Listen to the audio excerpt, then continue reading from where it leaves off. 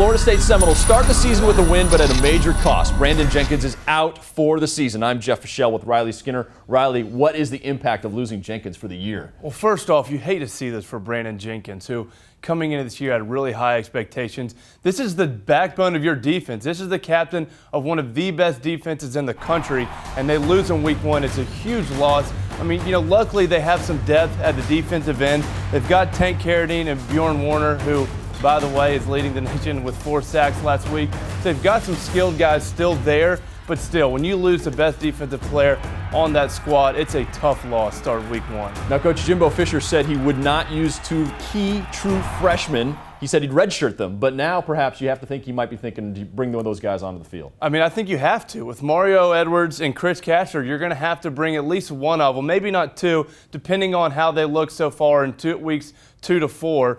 But, I mean, defensive line, you got to have some replacements and some sort of revolving structure because you get really tired out there on the field, and you got to have at least a strong 2 depth. We'll see what Jimbo decides this Saturday when they take on Savannah State. The following week, Florida State opens ACC play with Wake Forest, and then in a couple of weeks is Florida State versus Clemson. You know he wants to have his defensive line straightened out by then. With Riley Skinner, I'm Jeff Fischel. You're watching the ACC Digital Network, brought to you by Ruby Tuesday.